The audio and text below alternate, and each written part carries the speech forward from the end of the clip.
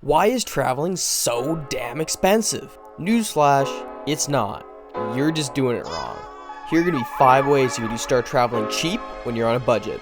The first thing you have to look at when starting to travel on a budget is differentiating between luxuries and necessities.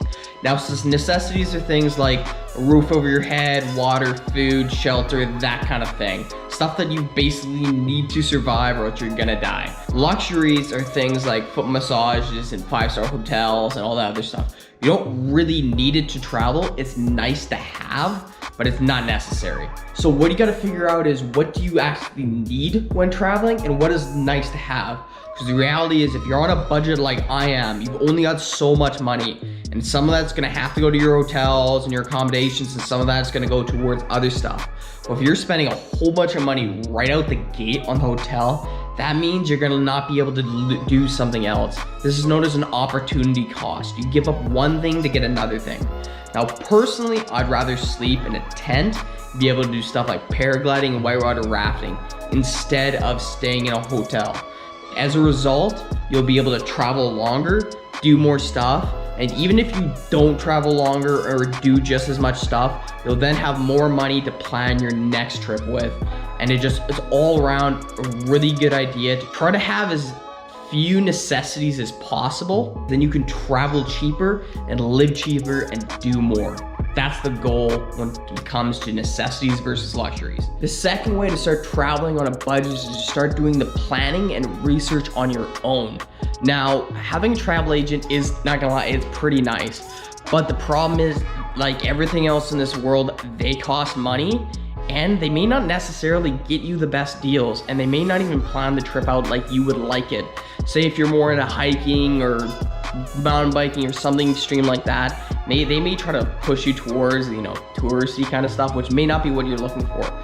So it's really, really important to actually start doing the planning on your own. Now, what this allows you to do is kind of design your own dream vacation, plan it out exactly how you'd want it, which is an amazing feeling once you've accomplished that trip, as well as it gives you a better understanding as what to do when things go wrong. Because pretty much in any trip, something's gonna go wrong at some point, and if you're the one that figured it all out, you're gonna be able to solve it no problem. The third way you're gonna start traveling on a budget is to actually start straying away from airfare. Now, there are some serious advantages to planes. Typically, they're faster, and they can get you way further than you can realistically get with a car or train. Like, I'm not driving to Italy or France anytime soon. But the only thing about them is they are significantly more expensive than driving. Like, for an example, I can get to BC for probably 150 bucks. Now, if I wanted to fly to Revelstoke, BC, I'd first have to get in a plane, fly to Calgary, then rent a car, and then drive the rest of the way. Realistically, that might not actually be any faster than if I were to drive, because the thing is, if I can drive, I have all my stuff in my car, I have my own car, and I just go. But I have to fly, I have to get to the airport, I have to drop off my car, and then I have to, then they're gonna take me to the airport. I have to bring all my stuff. I gotta get all my stuff through security.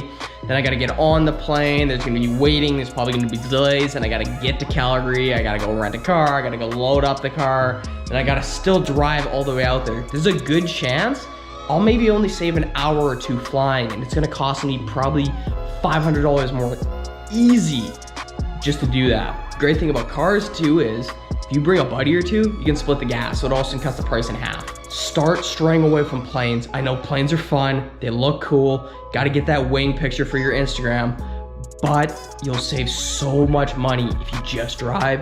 And honestly, road trips are cool because you really do get to see the landscape of the country, which is something you don't normally get to see from a plane, because usually you'll just, scroll up to that in-flight movie and kind of just chill there. The fourth way to how to start traveling on a budget is a little bit of a curveball. It's kind of not what you'd expect. It's actually to stop eating out on vacation.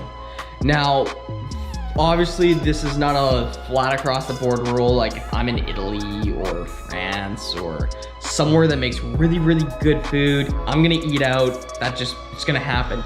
If your goal is to try to just be out there and to save money so you can do it as much as you can, and if you're on a budget like I am, realistically, you can't afford to eat out every day you're out there, especially if you want to do other stuff, make your own food. It's gonna save you a whole bunch of money. And finally, the fifth and final way to start traveling on a budget, and honestly probably my favorite way to start traveling on a budget, is actually bring some friends. Because the thing is, if you start bringing friends, you start splitting up the cost on a whole bunch of different things. Food, hotels, basically accommodations, and gas if you're driving out there. Gas is huge. If you have 4 dudes in a car, you split the gas 4 ways, and honestly, it's not gonna cost you any more to drive out there than on your own. You automatically start saving money. I mean, honestly, having friends on vacation is the best. You guys get to experience something incredible together that you guys can talk about years down the road and be like, yo, we did that, that was insane.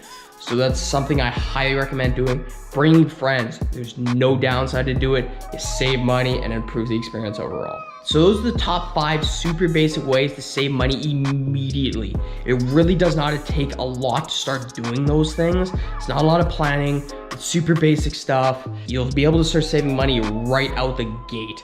Now, I am planning on doing a couple other videos more specifically on each of the topics we talked about, just because I think some of them kind of need their own video, as well as I'll start doing more advanced ways when it comes to traveling on a budget, getting into the economics of flying versus driving and other stuff like that, looking at what hotels you should go to, which ones you should stay away, that kind of stuff. I'll be doing videos like that a little bit later, so I hope that helped. If you liked the video, definitely subscribe. I'm gonna be releasing stuff fairly regularly now, and hopefully I hope you find this video really helpful.